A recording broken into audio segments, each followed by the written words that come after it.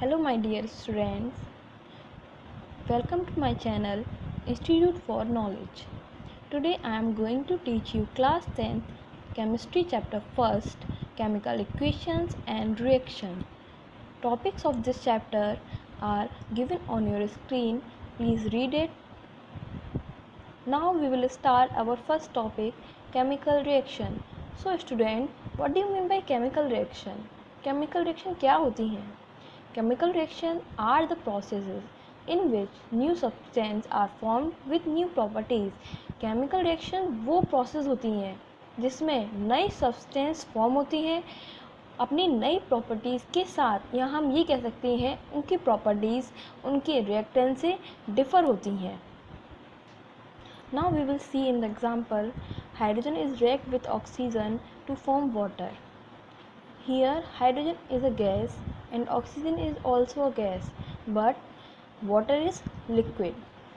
अब हम इस एग्जांपल से क्या समझ सकते हैं कि केमिकल रिएक्शन होती है, उसमें नई सब्सटेंस फॉर्म होती हैं नई प्रॉपर्टीज़ के साथ. जैसे कि हाइड्रोजन हमारी पहले गैस थी और ऑक्सीजन भी गैस थी. जब ये दोनों रिएक्ट हुए एक साथ तो क्या बना? वाटर. और वाटर कैसे क्या होता है? Liquid. So I think you all get that. First of all we will read about note point. During chemical reactions, a rearrangement of atoms take place. Atom of one element do not change in another element. Chemical reactions के दौरान only rearrangement होता है atoms का, ना कि एक atom दूसरे atom में चेंज होता है.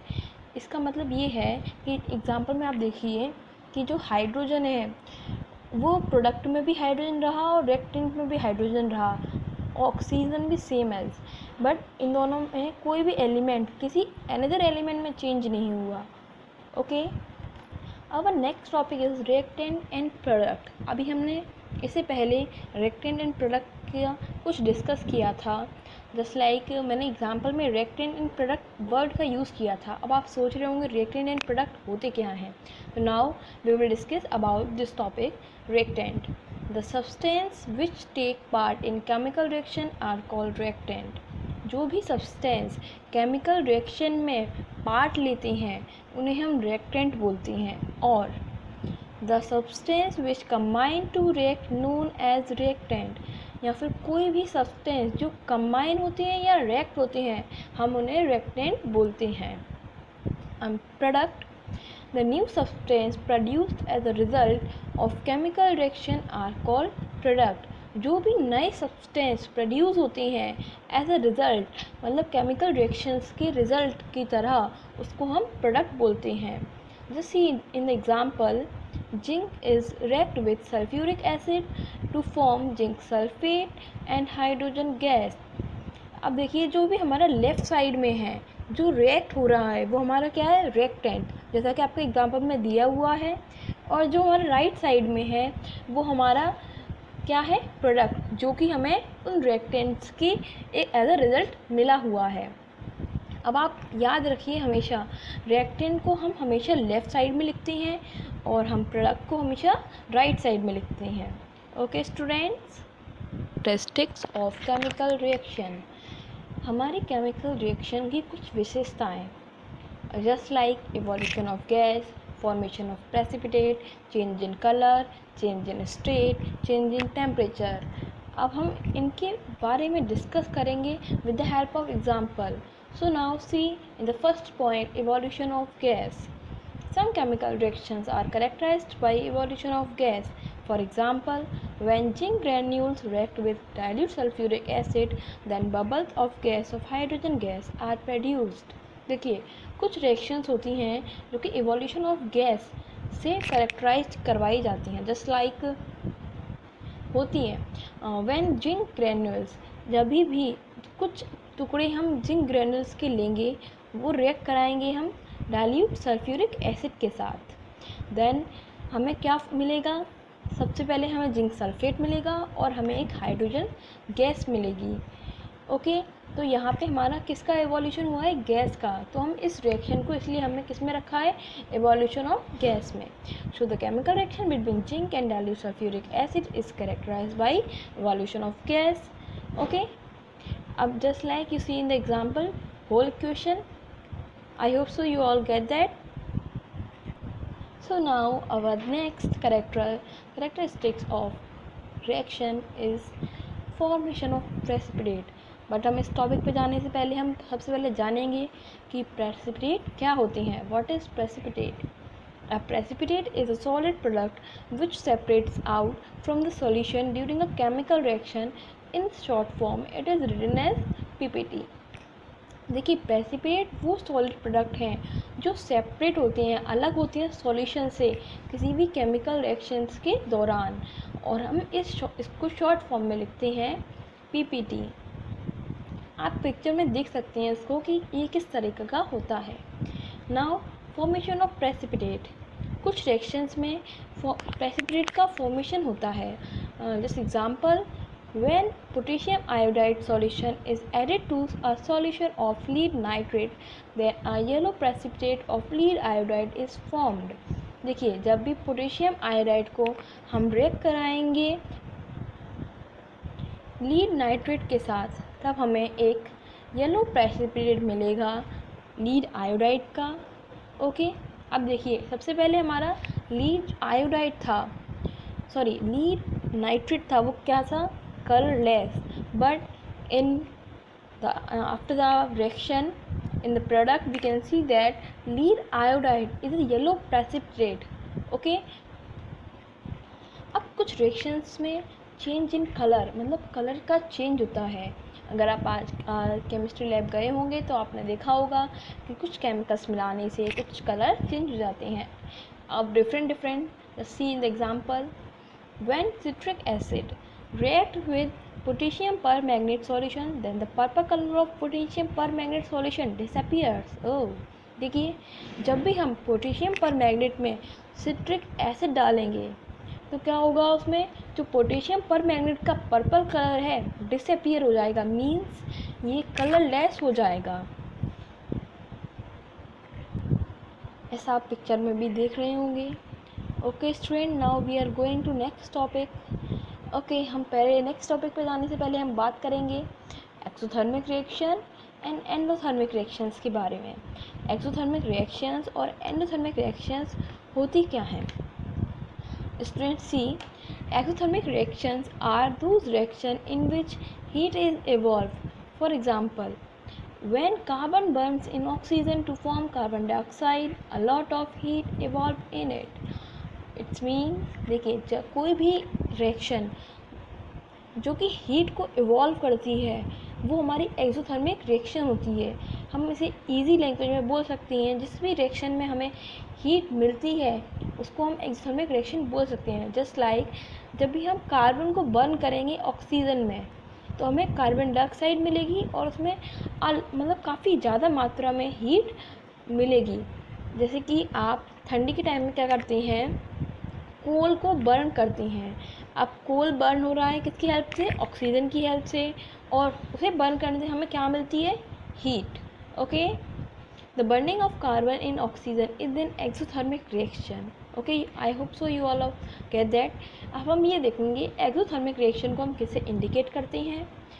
Exothermic reaction is indicate by writing plus heat और plus heat energy on the product side of the equation. देखिए, जो भी हम एक्सोथर्मिक रिएक्शन को इंडिकेट करते हैं वो प्लस हीट या फिर प्लस हीट एनर्जी या फिर हम प्लस एनर्जी भी कर सकते हैं, और ये हम कहाँ लिखते हैं, प्रोडक्ट साइड में, means right side of the reaction. Next topic, endothermic reaction. Endothermic reaction are those reaction in which heat is absorbed. This reaction is just opposite of exothermic. Exothermic में क्या हो रहा था, हीट हमें evolve हो रही थी. अब इस रिएक्शन में हमें हीट एब्जॉर्ब हो रही है. ये वो रिएक्शन है जिनमें भी हीट एब्जॉर्ब होती है, और हम ये भी कह सकते हैं जिस भी रिएक्शन में हमें अपनी तरफ से हीट या फिर एनर्जी देनी पड़ती है. For example, when nitrogen is react with oxygen to form nitrogen monoxide, in this reaction heat is absorbed. Example में, नाइट्रोजन जब भी रिएक्ट होता है ऑक्सीजन के साथ तो वो क्या बनाता है, nitrogen monoxide. In this reaction, इस रिएक्शन में हीट एब्जॉर्ब हो रही है all decomposition reactions are endothermic reaction. जितनी भी डिकम्पोजिशन रिएक्शन है वो हमारी क्या होंगी, एंडोथर्मिक रिएक्शन। डिकम्पोजिशन मीन्स जिसमें भी हम किसी एक कंपाउंड को ब्रेक करेंगे वो सारी रिएक्शन हमारी एंडोथर्मिक रिएक्शन होंगी। An endothermic reaction is denoted by plus heat energy on the right hand side of an equation। Same as हम भी इसको प्लस हीट या फिर प्लस हीट एनर्जी या एनर्जी से डिनोट करते हैं, बट कंडीशन क्या है, हमें इसको लेफ्ट हैंड साइड में लिखना होता है। मीन्स हमें केमिकल रिएक्शन की लेफ्ट साइड में इसको नोट डाउन करना होता है। Okay, now students, we will discuss about our next topic, change in temperature। देखिए टेम्परेचर चेंज होने का मीन्स टेम्परेचर बढ़ भी सकता है, कम भी हो सकता है। हम डायरेक्ट एग्जाम्पल पे चलते हैं। When carbon burns in oxygen, और ऑक्सीजन हमने कहाँ से ली, from air, to form carbon dioxide, a lot of heat produced in this reaction. देखिए अब जब भी कार्बन बर्न हो रहा है ऑक्सीजन में, मैंने आपको एग्जांपल पहले डिस्कस कर लिया है, तो आप इसमें आपको पता है कि इसमें हीट इवॉल्व होती है।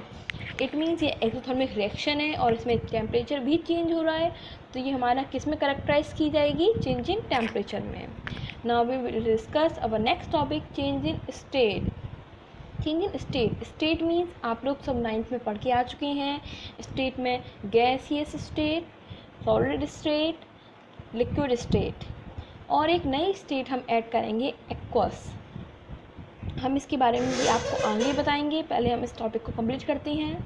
देखिए जो भी रिएक्शंस में चेंज इन मतलब किसी भी स्टेट में चेंज होता है, जैसे वो गैस है और बाद में जाके वो लिक्विड हो गई है, तो हम उसको करेक्टराइज करते हैं चेंज इन स्टेट में। For example, when wax is burned in the form of candle, then water and carbon dioxide are formed. जब भी हम वैक्स मीन्स मोमबत्ती, कैंडल, मतलब हम कैंडल के फॉर्म में कैंडल को बर्न करेंगे तो हमें क्या मिलेगा, water and carbon dioxide. Water means जब भी आप कैंडल को बर्न करते हैं तो आपको लिक्विड कुछ मिलता है, हम उसको वाटर बोलते हैं। एंड जो भी हवा में गैस उड़ती है धुआं टाइप में, हम उसको बोलते हैं carbon dioxide. Okay, this means during this reaction physical state of wax is change from solid to liquid and gas.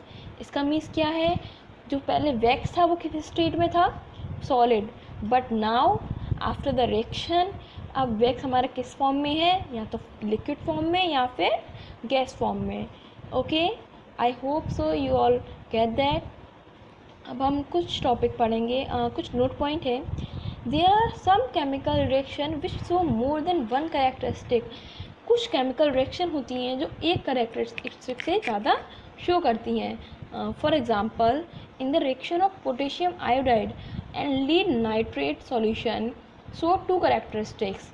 हमने पोटेशियम आयोडाइड और लीड नाइट्रेट का सॉल्यूशन रिएक्शन हमने पहले पढ़ी थी, उसमें हमने ये देखा था, उसमें जो लीड नाइट्रेट था वो चेंज हो रहा था लीड आयोडाइड में, जिसमें कि लीड नाइट्रेट कैसा होता है हमारा, कलरलेस, बट बाद में जाके वो क्या हो रहा था, येलो प्रेसिपिटेट।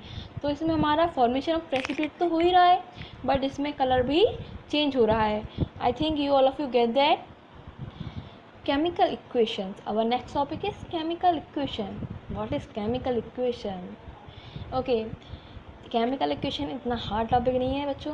देखिए केमिकल रिएक्शंस को हम जो भी मैथमेटिकली रिप्रेजेंट करते हैं उस फॉर्म को हम केमिकल इक्वेशन बोलते हैं।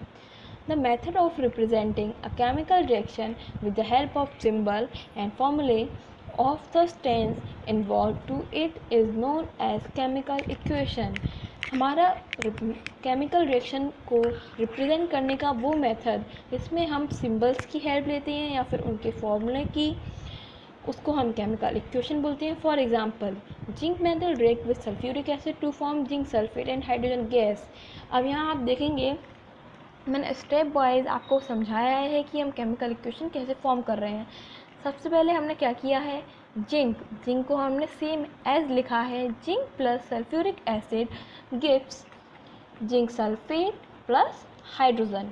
अब जिंक को हम कैसे डिनोट कर सकते हैं, capital Z small n, okay, Zn plus capital H2SO4, ZnSO4, zinc sulphate को, हाइड्रोजन को हम डिनोट कर सकते हैं H2। अब देखिए, आपको सभी के सिंबल्स याद होने चाहिए। इट्स मीन्स फॉर्म, जैसे जस्ट लाइक अगर हम सिंपल मेटल की बात करेंगे तो वो सिंबल्स होंगे, अगर हम किसी कंपाउंड की बात करेंगे तो वहाँ पे क्या होंगे, फॉर्मूले। Just like zinc is the only metal, so we will discuss symbol, and sulphuric acid is compound, then we will discuss H2SO4 formula. Okay, अब हम नेक्स्ट टॉपिक की बात करेंगे, balance and unbalance chemical equation in our next video. अगर आपको ऐसी informative videos पानी है तो आप इस चैनल को लाइक करें, सब्सक्राइब करें, शेयर करें। Thank you.